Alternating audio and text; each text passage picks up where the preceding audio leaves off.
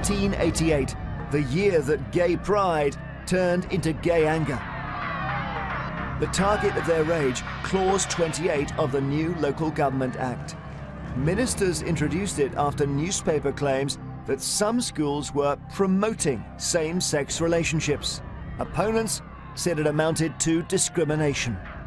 The last time legislation of this type was passed was exactly 50 years ago, and that was in Hitler's Third Reich. On May the 23rd, Boone Temple joined other activists on a march through central London. As the marchers arrived at Downing Street, the police deployed to stop them entering. They knew the demo was likely to create headlines.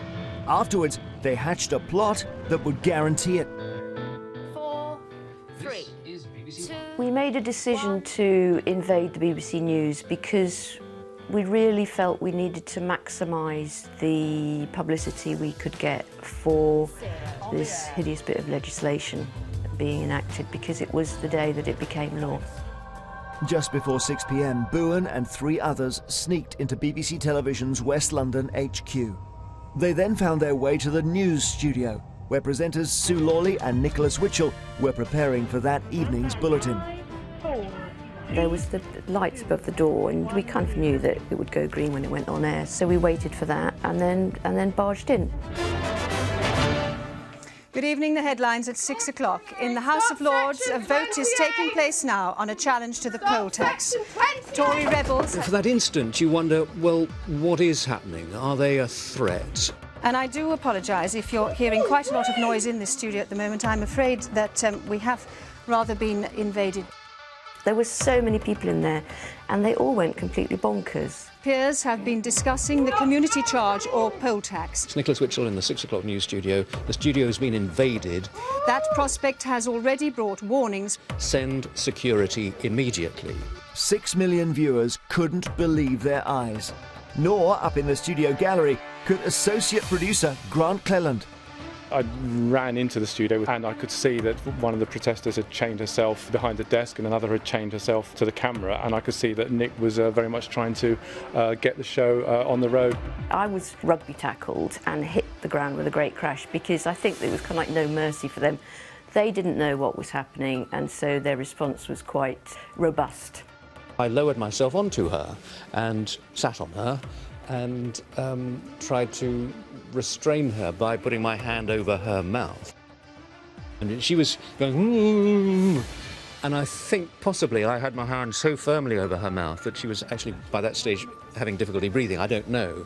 So, you know, I sort of released my grip. Luckily, I think within very few minutes, some sort of very large BBC security men arrived and unbolted them from the camera or wherever they had attached themselves to. Led away, the women repeated their protest. Protesting about rights for lesbian and gay people. As the protesters were removed, the presenters continued broadcasting. That's it from us. Michael Burke and Philip Hayton will be here at 9 o'clock. Nicholas and I, just us, will be here tomorrow. Good night. The protesters were arrested, but the BBC declined to press charges. Once released, they complimented Sue Lawley on her calm response. She was extremely cool, that woman, eh? Yeah, she was. Listening to Desert Island Distance on Sunday. The activists got the publicity they'd sought, but not necessarily the headlines. The press response very much focused in on the idea of loony leses. Memorably in the Daily Mirror, B man sits on lesbian, which was, I suppose, quite an unusual headline, really. In the intervening years, Sue Lawley has left the BBC.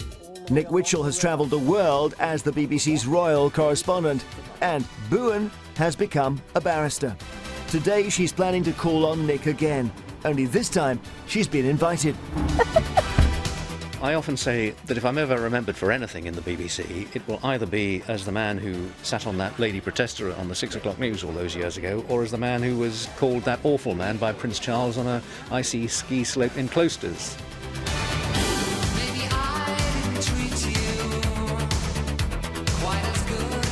I'm wearing the T-shirt that I wore in 1988 so that Nick Witchell couldn't recognise me.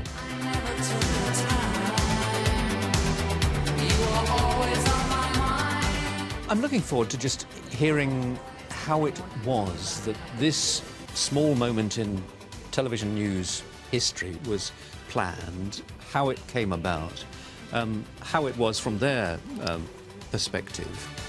My view of him is somewhat clouded by his behaviour on the day, and I'm just hoping that he feels a bit calmer. We meet again. Hello. Fancy meeting you here. Nice. Here you are at the BBC again. I know, but in a different circumstance. And no handcuffs this time then? Oh, wait and see. Okay. You're not going to chain yourself to the table or anything, no? No, those days are gone. It's really nice to meet you, actually. Isn't it? Fascinating. Are you the person I sat on? Thankfully not. Right. I'm glad I wasn't. What happened to her, do you know? I know she was quite distressed at being sat on. She was very upset Well, if about she's it. watching, or if you do subsequently get in touch with her, please apologise to her. Yeah. If in the heat of the moment she was distressed. Yeah. I'm sorry if that No, happened. that's absolutely apology taken, thank you. And I do apologise. Throughout the studio invasion, the presenters had to appear as calm as possible. Behind the scenes, there was panic. Hello, how are you? Grant, who's joining today's reunion, was in the thick of it. Were you in the gallery? I was in the gallery, yeah. Was that you swearing? No, that was not Oh, I would never do that, no. Somebody did, though, and the evidence has been preserved. Grant has a recording that Bowen has never heard before. On the air.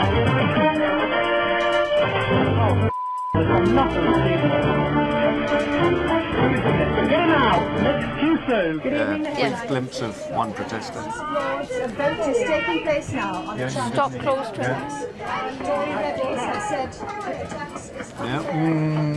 Yes, naughty. She got one stopped, Section 28 out. I do apologise if noise in the studio, but I'm afraid that we have rather been invaded by some people who we hope to be removing. One of the classic lines in television, we seem to have been rather invaded by some people. Bless her, Sue she did such a fantastic job. Well, well, well. And to think 26 years. 26 years ago. Look at us now. Yeah. Clause 28 was later repealed. No one was ever prosecuted as a result of it. But those who opposed it still believe they were right. The reason why we chose to take such a risk, actually, because potentially we could have been up for quite serious charges had the BBC chosen to press them, was the seriousness and the extreme nature of that piece of legislation, which was just anti-everybody's civil rights and civil liberties, actually. It was a serious attack, and that's why we made a serious response. Yeah, it was remarkably well planned, I would have to say. Thank you very much.